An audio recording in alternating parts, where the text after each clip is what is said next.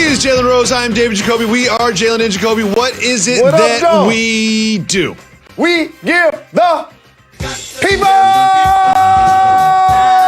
what they want. We have another duo that gives the people what they want coming on the show later. I am talking about the godfathers of the versus battle movement, Swizz Beatz, Timberland, joining us in a moment. But first, we have to preview two conference championship games on Sunday. We start with the 3 o'clock game on Sunday, the NFC Championship game between two legendary quarterbacks, Aaron Rodgers and Tom Brady. Let's first start with Rodgers. What do you expect from the leader of the pack? I expect Aaron Rodgers to send a message. That's what I expect. He knows that everybody considers Tom Brady the GOAT, not necessarily because he's more talented. It's because he has more rings. He knows people consider Patrick Mahomes the best quarterback in the game. They do commercials together. He's here to upset the apple cart and remind us of his greatness. That's why he's going to win MVP, because all of the things that Patrick Mahomes is doing right now, throwing sidearms and outside of the pocket, making defenses look crazy, Aaron Rodgers been doing that. He's out to prove it this weekend. He's been doing that since Mahomes was in high school, and this is going to be a big game for Rodgers. But you've been on this narrative all season long. Ever since they drafted Jordan Love, you've been saying everybody says that Aaron Rodgers need more weapons, but he just so happens to have two of the best weapons in the entire league. Who are we talking about? Well, because the media get lazy. Like, you don't want to watch all of the Packers games, and you want to give Rodgers all of the credit when they lose and then blame his supporting cast when they give Rodgers all the credit when they win and blame his supporting cast when they lose. And those people must not be paying attention that Devontae Adams is one of the top receivers in the entire NFL. Aaron Jones is one of the best running backs in the NFL. Matt LaFleur, their head coach, is one of the best offensive minds in the NFL. Aaron Rodgers has that. And you know what else Green Bay has? A backup quarterback. Because you might need it when you have an older guy that might get injured. Things happen in the NFL season. We saw Philadelphia win the Super Bowl with a backup quarterback. So therefore, if you're the Packers, you made sure that you got cover in case something happens to Aaron Rodgers. Now, of course, we have to talk about Tom Brady, and I do want to talk about Tom Brady. I want to point something out about Tom Brady's performance. There's two different Tom Bradys leading this Tampa Bay offense. There is the Tom Brady when he gets pressure and the Tom Brady when he doesn't. Look at the difference in his performance in the wins versus the losses. Look at the pressure percentage, okay? When you keep him without getting pressured, 14%, they win. But when they get up to 27%, they lose. There's two different Tom Bradys in this game. However, I think that this offensive line for the Bucs will keep Tom clean and allow him to operate. Do you think that Green Bay can get at Tampa Bay Tom? I think that's the job. And the beautiful thing about knowing that Tom Brady's gonna be playing quarterback is you know where he'll be, in the pocket. You ain't got to worry about him scrambling. You ain't got to worry about him bootlegging. You ain't got to worry about running. The only thing you got to worry about him doing is a goal line sneak.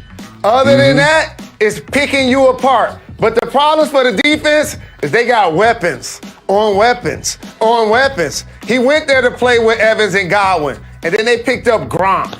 Then they picked up Fournette. And then they picked up AB, who's currently questionable. So Tampa Tom has the opportunity to do something extremely special. Lift the Tampa Bay Buccaneers to the Super Bowl. You know what?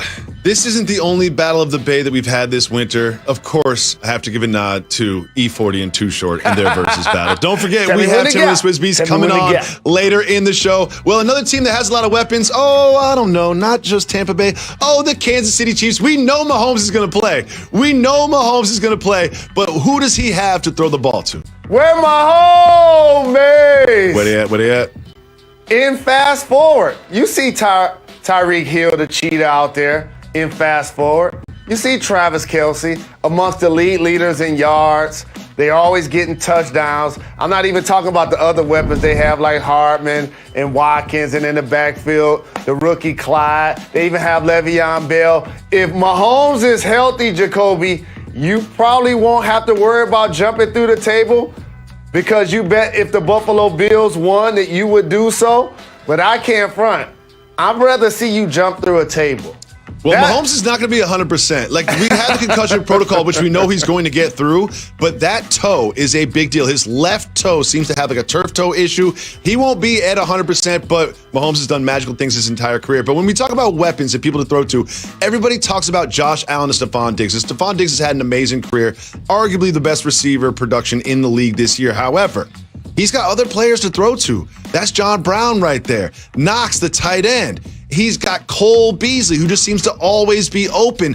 This isn't a Stephon Diggs or bust sort of an offense. And one thing about Brian Dable, he ain't run the ball. He doesn't run the ball. He's like, you know what? We can't run the ball. I'm not going to try. I'm not even going to try. So if they can spread the ball around and move the ball, even in a shootout or not a shootout, I still believe the Bills will win this game, and I will jump through a table when they do. The Bills are winning on Sunday, and I'm going to jump through a table on Monday. Stay tuned for that. What's wrong, Mr. Rose? The only thing is, you said that they don't run the ball. And if you're going to beat Mahomes and KC, that's kind of the formula.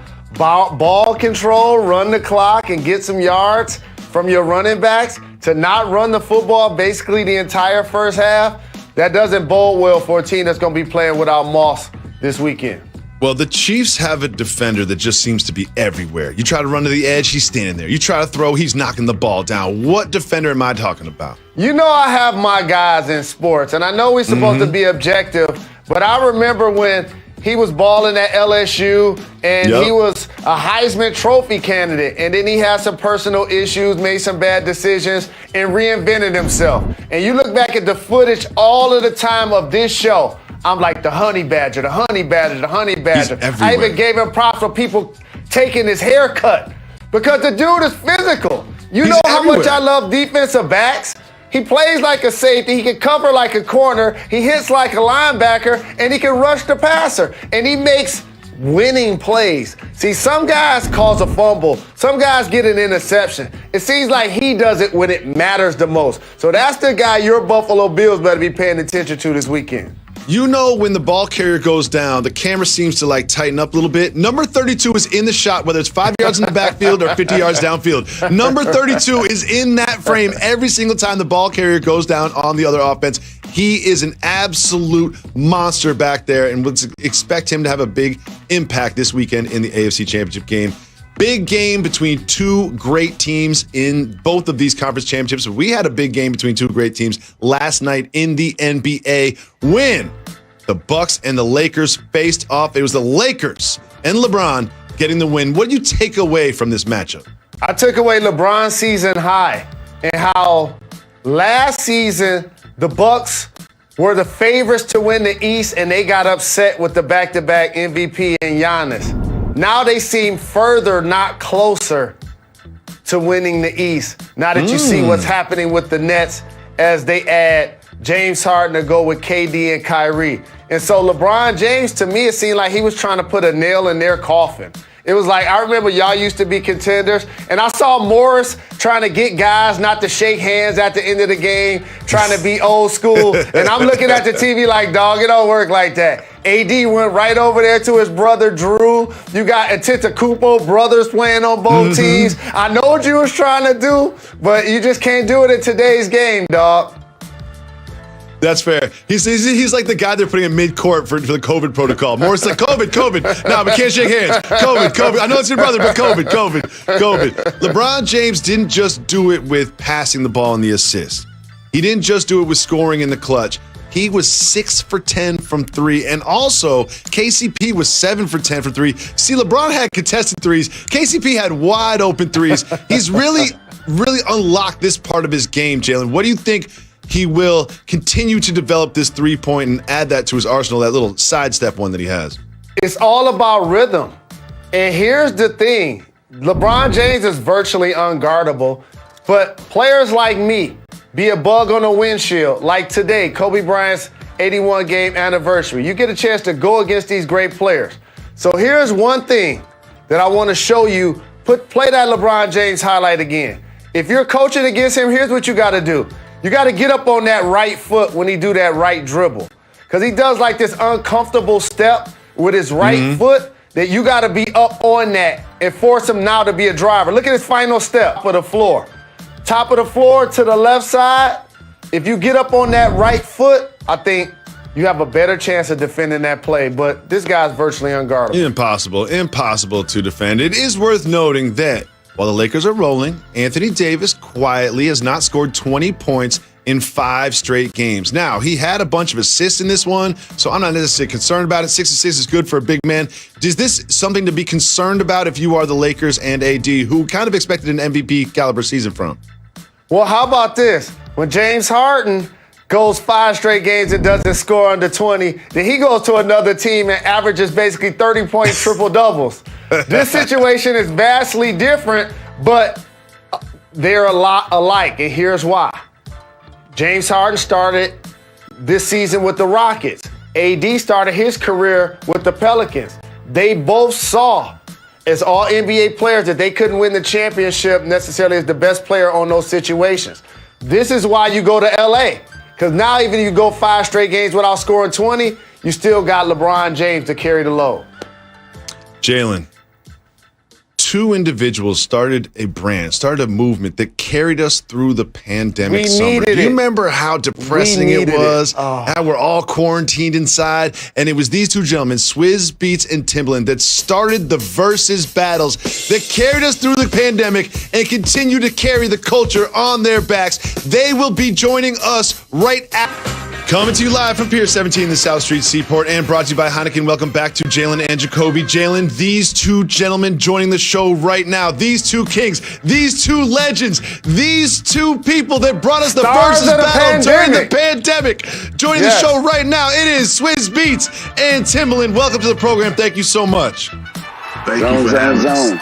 I just want to say out loud what you 2 have done for our species worldwide during one of the most difficult times that we've ever faced as a species. You guys brought us the versus events, little shines of light during the dark days. I first want to say thank you and want to say, do you even understand the impact that you have had on the world and the culture through this project? Man, it's been a blessing. It's been a blessing. My partner, Tim, all of the fans, all of the creatives that, took time out to give back during this particular time. And it's been a love fest. Well said. A love fest. And it's been a love fest. As fans of both of you guys, you both are terrific artists, producers, performers. But in going into verses, you have to create potential matchups. So I'll start with you, Tim. What is the thought process that goes into picking who gets a chance to face off in the verses? Well, that's the beauty about this. I have a great curation partner by the name of Swizz Beatz. So putting both our heads together, by putting both our heads together, we kind of it's the best collaboration, because that's what we do. We're creating a great really playlist and a mood for the night. And when me and Swizz sit down and talk about it, we kind of like go over the songs and think about this will be good. People want to see this, and just from years of DJing and just making music, really help us kind of curate the playlist. Absolutely. You guys give the people what they want. And one of the things I've noticed, I think it was Beanie Man and Bounty Killer was the first sort of when they were both in the same place at the same time. And I've noticed that you guys sort of create environments for the artists to do their thing into. And Swizz, I'll ask you first, what do you consider when sort of building the vibe and the scene and the set? Well, one is the artist character that we're dealing with. The other is giving the audience something exciting to see. Last night, we had a big one with the ladies, and that was bringing them back in separate locations due to COVID restrictions and things like that we have to follow. But we want to keep it open. Sometimes we're going to bring people together. Sometimes people want to be in their own space. But it's our job to curate to the artists whatever the artists want. We're open-minded to all of it. So I can't front. I love being on television every day, but I really love the versus battles. And I spend more time trying to put together battles than I do prepare for this show. Since I have both of you guys on the show, one at a time, because I want to get both of your opinions, I want to pitch you guys a couple of versus battles. The first one is a crossover. I haven't seen a gentleman versus a lady yet. How about Busta Rhymes versus Missy Elliott? Terrific writers, performers, and entertainers with amazing longevity. I want to start with you, Timbo, because I know your relationship with Missy. What are your thoughts on that one? You know, I now, you know, at the beginning, like me and Swiss, we kind of know who fits. We kind of already kind of played with that. But I believe now, like, no versus is impossible. I just believe it's about timing. And now that you bring it up again, it is, to me, the best party that could ever happen on versus. You know, it's just a matter of comfort zone of my sister, you know, wanted to celebrate with her brother, you know, and understand that it's not competition, it's a party, you know what I'm saying? So I've been working on that and talking to her, but I think that would be an amazing versus. And you're absolutely correct. Those two are amazing together. And that's something I would like to see. What are your thoughts on that one, Swiss? Well, as far as the ladies versus gentlemen, my wife, Alicia Keys, went with John Legend. A lot of people didn't really see that one because that was the first time we switched over to Apple, showing it on Apple. But that one right there was, if you go back and look at that one, it was a very classic one, very classy. It was at a time where we needed that hug, we needed that comfort. But going back to Missy and my brother Busta, I wish it was a bright idea, but the whole world wanted to see that. We wanted to see that from day one. But the thing that people don't understand with versus is that the artists have to be in the right mindset. They have to, you know, they are curators as well, you know, so one artist might want to get their songs ready. One artist might want to get their video ready. So things that we think that's not going to happen start to happen because when they come back and say, you know what, I want to do it now. I just wanted to get my album ready. I just wanted to get my video ready. I just wanted to get my look ready. So we are very patient to all of the artists.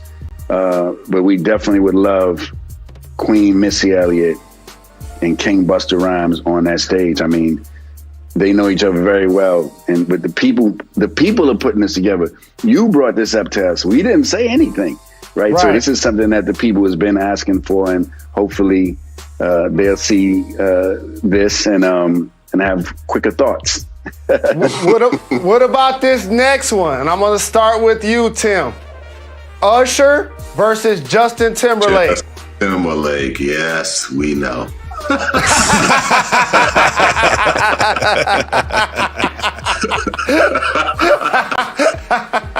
It's so funny. Drake hit me up too about it too. He said, we gotta make that happen. We gotta make that happen. I'm like, soon to come. I think that'll be great. I think all these matchups that you're saying are groundbreaking. And you know, like Swiss said, we don't pressure nobody. The fans say it, people are saying it, and timing is everything. And usually a lot of people who told us no actually tell us yes, but it's all about timing and comfort zone. And just, you know, you put it out there. I'm glad you put it out here on the show. So the universe will make its rounds and they'll come back to us. Hey, Swiss, what about this one? Because I know I want to talk to you guys about this amazing NFL partnership you guys have coming up. What about No Limit Records versus Cash Money? He's on point. Look, you saying all the top. Yeah, I'm in the group text. Y'all didn't know it. Look, if Gucci Mane and Young Jeezy could do it, anybody could do it. You understand? Well put. Anybody could do it. Well put. Versus is a platform where we could put our differences aside and make it about the fans and make it about music and make it about love. You know, and plus, like, you know, we in a different day and age where we got to show the youth how to celebrate, and it's an educational celebration, right? So a lot of people that didn't know certain artists' songs, they're just now learning. These kids wasn't born yet.